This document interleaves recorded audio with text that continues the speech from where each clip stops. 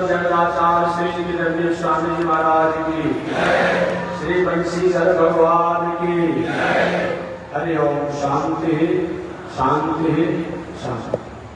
श्रीमन नारायण लक्ष्मी नारायण, श्रीमन नारायण लक्ष्मी नारायण, श्रीमन नारायण नारायण नारायण, श्रीमन नारायण नारायण नारायण।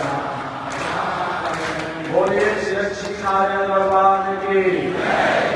अनंताचार्य कृपया वेदांत द्वय पारगम रामकृष्णान सजभक्त विसक्सेन मुनिं भज। कासायं यज्ञसूत्रं शुचिवपुषितदा चौदपुण्ड्रं च बाले यस्यास्ते लक्ष्यस्ते कलिकुमतिगिरीन्द्रद्ववात्रं प्रणन्नं संसाराग्नि प्रशान्ते मृतजलममलं दारुपात्रं पवित्रं श्रीविश्वक्सेन सूर्य पदकमलयुगा श्रेयसे संश्रयामि। लक्ष्मीनाथ समारम्भां नाथयामुनमध्यमाम् अस्मदाचार्यपर्यन्तां वन्दे गुरुपरम्परां। नारायणाय विद्महे वासुदेवाय धीमहि तन्नो विष्णुः प्रचोदयात्। महालक्ष्म्यै च विद्महे विष्णुपत्न्यै च धीमहि तन्नो लक्ष्मी प्रचोदयात्, तन्नो लक्ष्मी प्रचोदयात्। परमाराध्य श्री लक्ष्मी नारायण भगवान नित्य वंदनीय पूज्य गुरुदेव श्री त्रिवेणी स्वामी जी महाराज के जुगल चरणों में कोटि नमन। भगवत भागवत आचार्य कैंकर्य पारायण महानुभाव मोक्षदापुरी काशी वाराणसी से सविता भाई हुए श्री वेद मंदिर पीठाधीश्वर जगत गुरु रामानुजाचार्य श्री पूजन शास्त्री से धर्माचार्य महाराज द्वारा आश्रम कर रहे थे। पावन भूमि पर 5 महीनों से 2-4 शब्दों को मैंने भागवत कथा के माध्यम से निवेदन करते आ रहा हूँ और लगभग 1-2 दिन का समय है। तो कभी समाज विधि से कभी व्यास विधि से कथा कहते हुए अभी तो हम लोग 11वें कथा में हैं। तो कल तो सम्मेलन है, परंतु परसों दिन तो किसी तरह से भागवत कथा को संक्षिप्त में केवल समाज विधि द्वारा मैं पूर्ण कर ही दूंगा। आज 2-4 शब्दों का निवेदन करूंगा। पिछले दिन मैंने निवेदन किया था भगवान श्री कृष्ण ने अपने परिवार के लोगों को संदेश दिया कि हे महानुभाव, मानव जीवन में धन हो जाए, बल हो जाए, पद हो जाए, रूप सब हो जाए, इसका उपयोग अगर विवेक से नहीं किया जाता है तो धन, वह बल, वह पद, वह रूप, वह वैभव द्वारा हम अनर्थ करते हैं। अगला प्रश्न हुआ कि विवेक भ्रष्ट क्यों होता है। पुनः भगवान ने कहा कि जीवन में जब 5 दुर्गुण हमारे पास आ जाता है तो विवेक भ्रष्ट होने से वो रुक नहीं सकता है। शराब की नशा, वेश्यावृत्ति की नशा, जुआखोरी की नशा, हिंसा की नशा और कारण कोर्ट कचहरी का दुर्व्यसन। कोर्ट कचहरी न्याय के लिए तो जाना चाहिए, लेकिन दुर्व्यसन समझ कर कोर्ट कचहरी का सहारा लेते हैं तब तो विवेक से भ्रष्ट हो सकता है। आगे अगला प्रश्न होता है कि विवेक भ्रष्ट न हो और 5 दुर्गुण जिसके चलते विवेक भ्रष्ट होता है वो हमारे जीवन में न आवे, इसलिए क्या करना चाहिए। तो 7 सूत्रों को जीवन में उतारना चाहिए। जितासनो, जितश्वासो, जित क्रोधो, जितेंद्रियो, जित आहारो, जित व्यवहारो, जित संस्कार। ये 7 सूत्र जीवन में होना चाहिए। विवेक को पवित्र होने के लिए सबसे प्रथम आसन पवित्र होना चाहिए, भावना पवित्र होनी चाहिए। इसलिए जितासनो, जितश्वासो जितासनों सांसों से क्रोध हो, अपना लाभ दूसरे को नुकसान पहुंचाने के लिए कुछ नहीं करना चाहिए। जितासनों सांसों से क्रोध हो, जितेंद्रिय इंद्रिया कहीं गलत मार्गों में जाती हो, भटकती हो, उसे संयमित करना चाहिए। ये चौथा वर्ग है। जित आहार हो, भोजन में शुद्ध और पवित्र होना चाहिए। जित व्यवहार हो और व्यवहार भी पवित्र होना चाहिए। और जिन संगो और संगत सहवास में शुद्ध होना चाहिए। एक सात को सूत्रों को अगर जीवन में उतारा जाए तो हमारा विवेक भ्रष्ट नहीं होता है। अविवेक भ्रष्ट नहीं होता है, चाहे कितना भी धन बल पद प्रतिष्ठा प्राप्त हो जाए, हम अनर्थ नहीं करते। अगला प्रश्न होता है कि 7 सूत्र जीवन में आए, अब 5 बिल्कुल हमारे जीवन से समाप्त हो जाए, इसके लिए क्या करना पड़ेगा? इसके लिए भक्त बनना पड़ेगा। और भक्त बनने के लिए भक्ति करनी पड़ेगी। धनी बनने के लिए धन कमाना पड़ेगा। आप धनी बनना चाहते हैं, धन नहीं हो, अब धनी कहाँ लेंगे? तो भक्त बनने के लिए भक्ति करनी पड़ती है।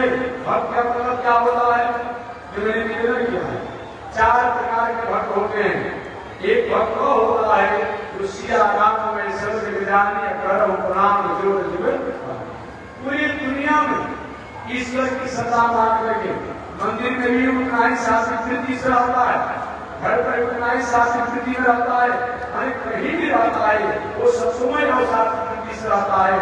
हर जीव परमात्मा की सत्ता मानता है और फर्स्ट क्लास का होता है। सेकेंड क्लास का भक्त है भगवान से प्रेम करता है, भगवान के भक्त को सेवा नहीं करता है, और ज्ञानी व्यक्ति को समझाते हैं, अच्छे मार्गों पर लगाता है, और नास्तिक व्यक्ति की बात पर ध्यान नहीं देता है, वो सेकेंड क्लास का भक्त है। थर्ड क्लास का भक्त वो है कि समय समय से पूजा पाठ तो करता है, उत्सव में महोत्सव में व्रत में पूजा पाठ धर्म कर्म तो करता है, दान भी करता है। ये भी पूजा पाठ उत्सव महोत्सव समाप्त हो जाता है, वही पुरानी आदत है, वो थर्ड क्लास का भक्त है। जैसे नवरात्रि के अवसर पर और नियम धर्म से रहते हैं, शिवरात्रि के अवसर पर नियम धर्म से रहते हैं, छठ के अवसर पर नियम धर्म से रहते हैं। जो भी व्रत मिलता है वही पुरानी आदत है, जिसको खाने का है, पीने का है, उपद्रव करने का है, उस तरीका से लग जाता है। एक थर्ड क्लास के भक्त है। और एक भक्त और होता है जो धन जन पद प्रतिष्ठा स्वाध्याय तपस्या साधना आराधना सब कुछ करने के बाद भी एक कभी अपने में भान नहीं होने देता है, कितना बड़ा मैं काम किया, कितना मैं बड़ा दुनिया करती है, वो कभी अपने को नहीं कहता है कितना अपने आप में हुआ, वो सबसे श्रेष्ठ भक्त है। ऐसे भक्त भगवान के विशेष कृपा के पात्र होते हैं। अगला प्रश्न हुआ कि आखिर ये चारों प्रकार के भक्त बनने के लिए भक्ति करनी पड़ती है, तो भक्ति किसे कहते हैं? जिससे हम प्रेम करते हैं, जिनकी हम भक्ति करते हैं, उनकी अनुकूलता और उनकी प्रशंसा में अपने जीवन को जीना, अपने जीवन की दिनचर्या को होना, इसी का नाम क्या है? भक्ति है। अगर हमें रोने से जिससे हम प्रेम करते हैं उसकी प्रशंसा होती हो तो रो रो करके भी उसको प्रसन्न रखना, इसी का नाम क्या है? भक्ति। अगला प्रश्न होता है कि भक्ति में बाधा कहां पहुंचाता है? जो भक्त नहीं बनने देता है, भक्ति नहीं करने देता है, उसका नाम है माया। बात में हम लोग कह देते हैं हम व्यक्ति माया में फंसे हैं, वो कहते हैं आखिर माया है कैसे? दुनिया के जितने भी विद्वान हैं, कवि हैं, सब लोगों ने तो माया को खगड़ी कर दिया। भक्त कहता है माया खगड़ी करे तो सब ठग लेती है। आखिर माया का मतलब क्या होता है? एक अक्षरी के अनुसार अगर माया को परिभाषित किया जाए तो माया में 2 अक्षर है, मां माने नहीं, या माने अपना। जो अपना नहीं हो, अपना मान बैठे हो, उसी का नाम का है माया है। या माया का शब्द क्या होता है? जो वस्तु तीनों काल में सत्य नहीं हो, लेकिन सत्य मान करके उससे हम निपटाए हुए हो, इसका नाम क्या है? माया। यह शरीर अपना नहीं है, आत्मा अपना है। यह तीसरा माया कौन हो? जो अपना हो उसको अपना नहीं मानना, और जो अपना हो उसको अपना नहीं मानना, और जो अपना नहीं हो उसको अपना मानना, इसी का नाम क्या है? माया। अर्थात ये शरीर अपना नहीं है, ये पंच महाभूतों से बना हुआ है। इसमें पृथ्वी का तत्व है, आकाश तत्व है, वायु तत्व है, अग्नि तत्व है, जल तत्व है। ये दूसरी का चीज है। कोई आप किसी से उधार, कोई कुलाल हो, कपड़ा हो, दरी हो, चौकी हो, या किसी प्रकार के सामान आप पैसा मांगेंगे और उस पैसा मांगने वाले, उधार मांगने वाले वस्तु को अपना मान लीजिए, ये तो गड़बड़ी हमारी है। पहले भी हमारा शरीर नहीं था, अभी भी जब नष्ट होगा तो नहीं रहेगा। एक संबंध बना हुआ है, तो जो अपना नहीं है अपना मान बैठना, और जो अपना है उसका अपना मानना ही नहीं। आत्मा अपना है, जीव अपना है, इसमें कोई मानते ही नहीं है, और जो शरीर अपना नहीं है इसको अपना मान बैठते हैं। जिस दिन अगर हम आत्मा को अपना मान लेंगे, इस शरीर द्वारा कभी भी हमारे द्वारा अनिति, अन्याय, अधर्म आएगी। इसलिए इसी का नाम है माया। यह माया के और अर्थ होता है। माया के और अर्थ है, एक दुनिया में जो भी हम देखते हैं, जो भी हम सुनते हैं, जहां तक हमारा दिमाग जाता है, जहां तक हमारी बुद्धि जाती है, जहां तक हमारा चित्त जाता है, जहां तक हमारा विचार जाता है, वो सब क्या है? माया है। अगले शब्द में माया पृथ्वी, जल, वायु, आकाश, ये सब माया है। पर्वत, पहाड़, पृथ्वी, नारी, सोना चांदी, ये सब माया है। ये सभी माया है। इस प्रकार से कहिए माया कैसी है कि हम माया विरक्त गया। भगवान ने कहा कि मेरी माया ऐसा गुरु है कि बड़े बड़े लोगों को भी भटका देती है। अगला प्रश्न होता है कि इस माया से बचने का उपाय क्या है? माया से ही मात्र बचने का उपाय है, मायापति की शरण में जाइए, तमेव शरणम गच्छ। अरे भाई, किसी का कुत्ता बहुत बड़ा खतरनाक है, किसी मालिक का कुत्ता बहुत बड़ा खतरनाक है, किसी को देखता घूमने लगता है, काटने लगता है। हर पिता बार बार दौड़ रहा है काटने के लिए, या भागने लेके जान बचेगा तो दौड़ा कर काट देगा।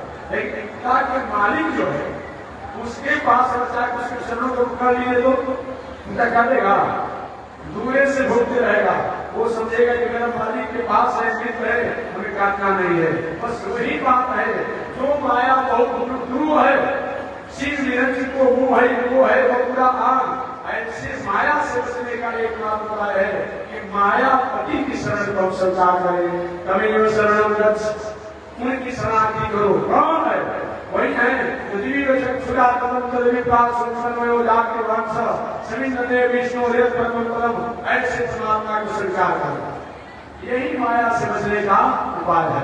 आगे बहुत संक्षिप्त में सुनाना है। आगे श्री भगवान श्री कृष्ण का ऐसे माया पर विजय प्राप्त करने के लिए हमें भागवत धर्मों को जानना पड़ता है। भागवत धर्म का मतलब क्या होता है? भागवत धर्म है क्या? जिस धर्मों को जानने के बाद, जिस कर्मों को जानने के बाद, जिस संदेश को जानने के बाद हमारे जीवन में किसी प्रकार की गलत आचरण है उनका हमेशा हमेशा के लिए निस्तरण हो जाए, निवारण हो जाए, त्याग हो जाए, समन हो जाए, उन्मूलन हो जाए और सत्य मार्ग पर, सत्य पथ पर चलने के लिए हम अग्रसर हो जाए, उसी का नाम क्या है? भागवत धर्म। यह भागवत धर्म 3 सूत्रों से बंधा हुआ। भागवत धर्म जानने वाले व्यक्ति को 3 सूत्रों का सहारा लेना चाहिए। वो भागवत धर्म का प्रथम सूत्र जो है विश्वास। विश्वासो फलदायक। जब तक जीवन में विश्वास नहीं होगा तब तक सारा काम अधूरा होगा। कुछ लोग अपने महात्मा जी कैसे गंगा जी पर मंदिर में, मूर्ति में, तीर्थ में, व्रत में विश्वास किया गया। एक दाढ़ी बनाने वाले, बाल बनाने वाला जो कारीगर है उस पर विश्वास करते हैं कि हमारा बाल ही काटेगा, दाढ़ी ही बनाएगा, गर्दन नहीं काटेगा, यहाँ विश्वास नहीं, विश्वास है, यहाँ विश्वास नहीं।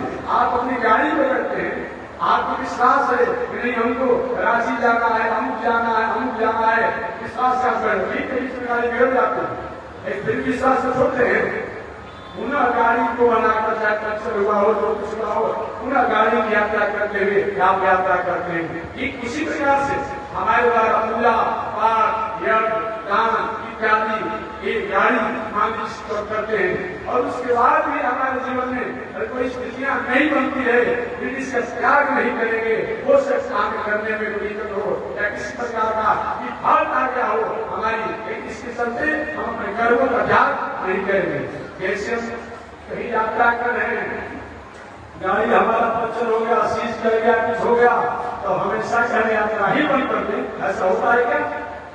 उसी हॉस्पिटल में आप दवा कराने जाते हैं, दवा भी होता है, भागवत चले जाते हैं, अब आप भी कहते हैं तो हमको दवा कराना नहीं चाहता है, हम भले मर जाएंगे तो मर जाएंगे, लेकिन दवा नहीं कराएंगे, ऐसा होता है क्या? हम डॉक्टर को नहीं दिखाएंगे, ऐसा होता है क्या? एक बात जब आपने विश्वास कर दिया, जब घटना घटा, कोई अच्छा काम आप करते हैं, कोई का फल तो नहीं मिलता है, रिवेट और रिटर्निंग नहीं होता है, आप पर क्या मतलब होता है, क्या फल होता है? इसलिए विश्वास और फलदायक आज विश्वास का ही फल है कि हमारे देश के यशस्वी कर्णधार होनहार जो वैज्ञानिकों ने, रिसर्चरों ने क्या किया, वहां अपने मुकाम तक अपनी बुद्धि की तकनीकी को पहुंचा दिया, जो आज पूरा विश्व जो है इसका एक अपने आप आदर्श बना हुआ है। तो विश्व ये क्या है? विश्वासित है।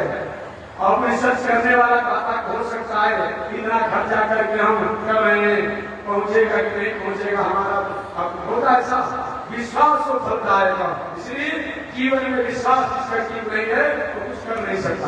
ये बात जरूर है कि विश्वास का पात्र पर ही विश्वास करना चाहिए। एक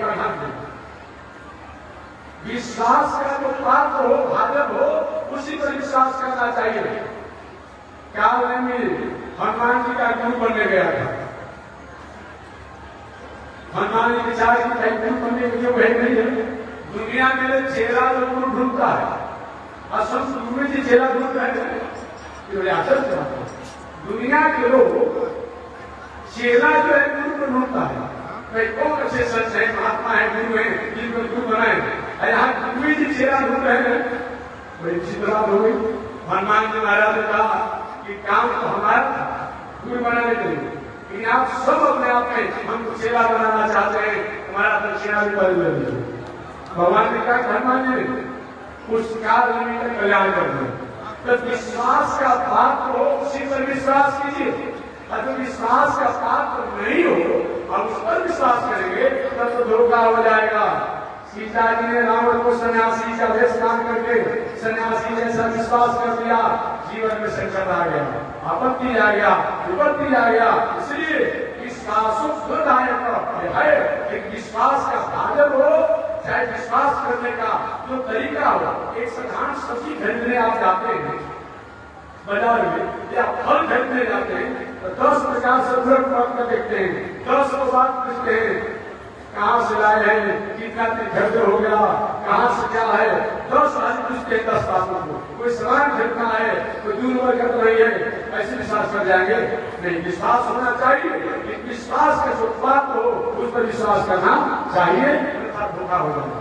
तो भागवत धर्म को स्वीकार करने के लिए सबसे पहले विश्वास होना चाहिए, और दूसरा केवल विश्वास से काम नहीं होना चाहिए। कुछ लोग विश्वास तो होता है, लेकिन विश्वास होने के बाद क्या करते हैं लोग, विश्वास से कहा जाता है महाराज आपको प्रति हमारी विश्वास है, कर्म भी करना पड़ेगा, कर्म करना पड़ेगा। तो विश्वास प्रथम मानव जीवन के लिए, और दूसरा संबंध है। विश्वास के साथ साथ जिस पर आपने विश्वास किया उनके साथ अपना संबंध जोड़ लें। नाता एक राम जी से सूची नाता छोड़ दे, फल आस जाए सब काम करते रहिए, सीताराम सीताराम सीताराम कहिए। ये हो जाएगा। विश्वास का पाप हो और संबंध भी होना चाहिए। इनकी परमात्मा की प्रशंसा करिए। सबसे प्रथम विश्वास और दूसरा संबंध। बिना समझ का कोई काम होगा? रास्ते में कहीं जाते हैं, ट्रेन की यात्रा करते हैं, गाड़ी की यात्रा करते हैं, कहीं यात्री से आप समझ बना रहे हैं। 4 घंटा की यात्रा है, उसमें भी आप यात्रियों से समझ बना लेते हैं। अचानक रहना नहीं देश जाना है, यह संसार का विधि कुरिया, पानी पड़े घर जाना है, रहना नहीं देश जाना है। यह संसार कांटों की झाड़ी, उलट मर जाना है, रहना नहीं देश जाना है। हमारा यहाँ बिना समझ बनाए काम चलेगा? इसलिए संबंध भी होना चाहिए। मानव जीवन का दूसरा बताया गया है, विश्वास भी होना चाहिए, संबंध भी होना चाहिए। और तीसरा बताया गया है कि संबंध के साथ साथ इसके बाद समर्पण भी होना चाहिए। समर्पण की भावना होना चाहिए। समर्पण माने संबंध भी आपने बना दिया, विश्वास भी आपने कर दिया, और विश्वास समर्पण के बाद आपके समझ बना करके आपने समर्पण नहीं किया। बिना समर्पण का दुनिया में हो सकता है। जिस समय द्रौपदी के वस्त्रों को खींचा जा रहा था, भीष्माचार्य, द्रोणाचार्य, कृपाचार्य, कौन नहीं था? बस यही चाहिए, पांडव सब लोग थे। अच्छा, उसमें किस भगवान का थे? वही थे अपने आप में। तो कहेंगे रक्षा किए, क्यों नहीं रक्षा किया? इसीलिए रक्षा नहीं किए कि द्रौपदी को पहले तो अपने दादा भीष्माचार्य था कि इनके प्रति हमारी समर्पित की भावना होनी चाहिए। भगवान के समय देख लेता हूं, भीष्माचार्य जिन्हें आवाज बढ़ाई, द्रौपदी भीष्माचार्य से नहीं कर लिए। जो व्यक्ति मर्यादा से, मार्ग से भटका हुआ होगा, उठन बैठन से, रहन सहन से, भले कोई समाज में सिर उठा करके देख नहीं सकता है, बोल नहीं सकता है, लेकिन का मानव जीवन की वह संपत्ति है, वह मूल्य है जिसको प्राप्त करके वह व्यक्ति कुछ नहीं रहने पर भी अपनी नैतिकता के बल पर पूरे सर्वस्व को, आनंद को प्राप्त करता है। ऐसा तो हमारे भीष्माचार्य का सब कुछ था, लेकिन उन दुर्योधन और धृतराष्ट्र के खाने के कारण उन्हें स्थिति नहीं काट गई थी। दूसरा बात, वहीं पर द्रोणाचार्य, कृपाचार्य, पांडव लोग सब लोग पुकारा, वो कृष्णार्जुन, वो कृपालय हरे, वो पांडवा नाम से के कोई नहीं बचा पाया। अंत में द्रौपदी ने कहा, हे कृष्ण, हे अर्जुन, क्या आप ही मेरी रक्षा नहीं करेंगे? उसने द्रौपदी ने भगवान श्री कृष्ण के प्रति अपनी समर्पित हो गई। अच्छा कभी आप अपनी बहन को ऐसे ही दिखना चाहते हैं तो बस मैं आपको प्रणाम करते हूँ। भगवान उसी समय पता ही नहीं चला कुछ धर्म शासन को कि साड़ी है कि नारी है, कि नारी है कि साड़ी है। इसलिए मानव जीवन में समर्पित की भावना होना चाहिए, अर्थात भागवत धर्म को प्राप्त करने के लिए, माया के लिए प्राप्त करने के लिए, भगवान को प्रसन्न करने के लिए मानव जीवन में 3 सूत्र होना चाहिए। एक विश्वास होना चाहिए, दूसरा संबंध होना चाहिए, और तीसरा समर्पण की भावना होना चाहिए। तब हमारे जीवन का क्रियमान कर्म जो है हमारे जीवन के लिए अग्रसर होता है। यह हम और आपको संदेश प्राप्त होता है। आगे भगवान श्री कृष्ण से पूछा गया, प्रभु आपकी प्रशंसा कैसे होती है, आप किस तरह से प्रसन्न होते हैं? तो भगवान श्री कृष्ण ने अपनी प्रशंसा के लिए कुछ नियम बताया है, कुछ सूत्र बताया है, कुछ आचरण बताया है, कुछ उपाय बताया है। इसकी चर्चा अगले दिन होगी। आज इसी के साथ मैं अपने वाणी को विराम करना, बहुत महानुभाव को कथा को समझाना है। इसी शब्दों के साथ मैं वाणी विराम, आगे परमात्मा की जैसी इच्छा। और एक बात और मैं निवेदन करूँ, कल तो कथा बहुत संक्षिप्त में अधिक 2 बजे 8 बजे सुबह से लेकर के 2 बजे दिन तक कथा प्रवचन हो रही है, और 2 बजे दिन से लेकर के 6 बजे सायंकाल तक पूरे देश के कोने कोने से आए हुए संत महात्मा लोग जो है उनका सम्मेलन होगा, धर्म सम्मेलन होगा। जिसमें 1 मिनट 2 मिनट ये संदेश कहाँ से क्या लेकर आए हैं, कौन सा संदेश लेकर आए हैं, मानव जीवन में कैसे रहना चाहिए, इसके लिए संत महात्माओं द्वारा जो और अगले दिन 4 बजे सुबह तक कार्यक्रम में रहना। याद रखिए, सुबह का आरती 7:30 बजे से 8 बजे के बीच में, 8 बजे से 2 बजे तक जो अनुष्ठान के रूप में कथा प्रवचन होते हैं वो होंगे, और 2 बजे से लेकर के सायं 6 बजे तक सम्मेलन, धर्म सम्मेलन का कार्यक्रम होगा। और सायं 6 बजे से लेकर के 2 बजे या 4 बजे आदि की जैसी व्यवस्था होगी, भजन संध्या का आयोजन किया गया है। इस भजन संध्या में देश भर के जो विलंब प्रतिष्ठित भजन गायक हैं उनके द्वारा आप भजन को श्रवण करेंगे। इसलिए भजन के प्रेमी लोग सायंकाल 6 बजे से लेकर के 2 बजे रात्रि तक पंडाल में साथ आमंत्रित है। संत महात्मा के सम्मेलन में सम्मिलित होने वाले लोग 2 बजे दिन से लेकर के 6 बजे सायंकाल तक हैं, और जो अनुष्ठान के रूप में कथा सुन रहे हैं फिर 8 बजे सुबह से लेकर के 2 बजे दिन तक साथ आमंत्रित है। कल का समय आप मत भूलें, नहीं भूलना है, क्योंकि कल ही जो है लगभग जग के अपने आप में सारे अनुष्ठानों का लगभग सम्मिश्रण और सारे अनुष्ठानों को जो अंतिम जो अपने आप दिया जाता है वो कल ही नहीं होगा। परसों तो सभी प्रकार के कार्यों को समेटने का काम हो जाएगा। और आप इस पावन आयोजन में साथ आमंत्रित हैं। एक बार भगवान का नाम ले, आगे परमात्मा की विशेष इच्छा। अभी देखिए 36 वर्ष से चलते आए हुए हमारे अनंत श्री जगत गुरु रामानुजाचार्य स्वामी ब्रह्मदेवाचार्य महाराज पधार गए छत्तीसगढ़ से, और ठीक यहाँ की पावन भूमि से चलकर आए हुए प्रभु पांडे राधा कृष्ण मंदिर के महंत जगत गुरु रामानुजाचार्य स्वामी ब्रह्माचार्य स्वामी महाराज भी आ गए। पुष्कर आज से चलकर स्वामी जी आ गए स्वामी में, और जगत गुरु रामानुजाचार्य स्वामी रामचंद्राचार्य स्वामी महाराज भी आ चुके हैं। और हमारे जो मंच संचालक और कथाभ्यास का काम करने वाले श्री विजय कौशिक जी महाराज जो बलिया जिला से चलकर आए हैं, वो भी आज 2-4 शब्दों को बोलेंगे। और कल तो भजन संध्या का संचालकीय व्यवस्था उन्हीं की जिम्मा रहता है श्री विजय कौशिक जी महाराज बलिया द्वारा। तो कल वो कार्यक्रम करेंगे, आप 2-4 शब्दों को बोलेंगे। इन महानुभाव द्वारा आप संदेश को श्रवण करेंगे। बस इसी शब्दों के साथ मैं वाणी को विराम दे रहा हूं। आगे जो मंच संचालक होंगे वो अपनी व्यवस्था के साथ संचालन कार्य करेंगे। एक बार भगवान का नाम श्रीमन